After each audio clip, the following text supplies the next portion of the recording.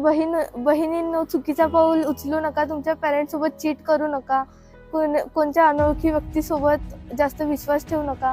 आणि जो वेबसाईट आहे त्याचा मिसयूज करू नका. ते बाकीच्या लोकांमुळे जी मदत भेटली त्याच्यासाठी खूप थँक्स. पोलिसांनी आणि माझ्या हिंदू बंधूंनी, भावांनी, दादांनी एवढी मदत केली की आज मी विश्वास पण ठेवू शकत नाही की मला माझी मुलगी परत भेटली असती. तर ह्यांच्यामुळे, ह्यांच्या हिंदू ताकदीने आज माझी मुलगी मला सुरक्षितपणे भेटलेली आहे. म्हणून ह्यांचे मी मनापासून आभार मानते. मुलींना टार्गेट करण्याचा त्यांचा एकदम फुल हे चालू आहे.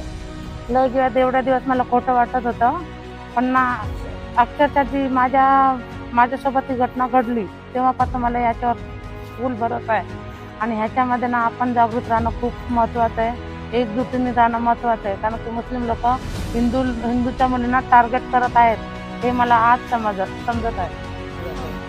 लव जिहाद जो हा प्रकार आहे त्या म्हणजे खूप घाण प्रकारे मुलींना फसवलं जातं. समस्त हिंदू कुटुंबांना, भारतीयांना, प्रत्येकाला सांगेल की तुमच्या घरातलं सोनं चोरी झालं तर तुम्ही पोलीस स्टेशनला येता आणि वकिलाच्या मदतीने ते सोनं वापस मिळण्याचा प्रयत्न करतात. पण तुमच्या घरातलं खरं सोनं, तुमची लेक आहे, तुमची मुलगी आहे, ती गायब झाली तर तुमच्यासोबत कोण आहे? तुम्हाला पोलीस स्टेशनचे धक्के खावे लागतात. तुमच्यासोबत तुमचा वकील आहे का? त्याला लागणारा खर्च आहे का? हा सोबत आहे. मित्रांनो, एका गोष्टीचं दुःख वाटलं. गेली 7-8 दिवस, आणि फक्त हा विषय नाही तर मी रोज प्रत्येक विषयांमध्ये धावत असतो, एक गोष्ट मनाला खटते की प्रत्येक वेळी मी का करायचं? आज आपण समाजाच्यासाठी, जातीसाठी भांडतो, पण त्या जातीमधील, त्या समाजामधील लेकीसोबत ज्यावेळी चुकीचं होतं तर तो समाज कुठे गायब होतो, तिचे नाते कुठे गायब होतात. आज बघतो ना, 6 दिवस आपण बघतो कोणीच यायला तयार नाही. आम्ही दिवसभर 6 दिवस, आज सकाळी 8 वाजता तो रात्री 10-11 वाजता पोलीस स्टेशनमधून जातोय, कोर्टातून जातोय. ह्या मनातल्या भावना व्यक्त करायची की तुम्ही का नाही ते पुढं? तुम्हाला वाटतं तुमच्यासोबत होणार नाहीये, ही पण कोणाची तरी लेख आहे आणि तुमची पण कोणाची तरी लेख आहे, आणि ते तुमच्या मुलीसोबत सुद्धा करणार आहे. आणि एक गोष्ट लक्षात ठेवा, लव जिहाद हे सत्य आहे.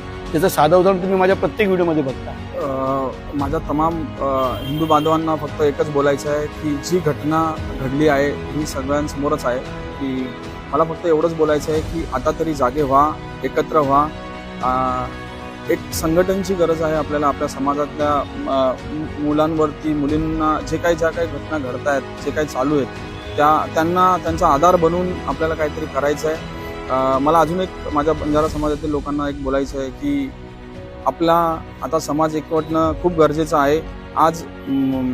आज बंजारा समाज जर 14 करोड लोकसंख्या असलेला आपला समाज आहे, पण ह्या गोष्टीसाठी, हा जो प्रकार घडला ह्याच्यासाठी आवाज उठवणारे किती लोक, किंवा ह्याच्यासाठी आम्ही तुमच्याबरोबर आहेत हे बोलणारे किती जण होती या फॅमिली बरोबर.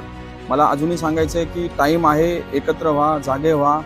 नाहीतर पुढचा काळ आम्ही बघतोय, आज 6 दिवसापासून ह्या परिवाराबरोबर आहे. पुढचा काळ प्रचंड भयंकर आहे.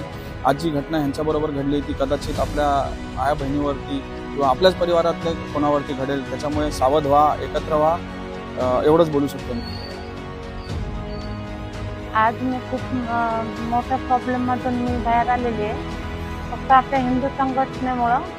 त्यामुळे मी त्यांचे आभार मानते की त्यांच्यामुळे आज मला भरपूर सपोर्ट भेटलेला आहे.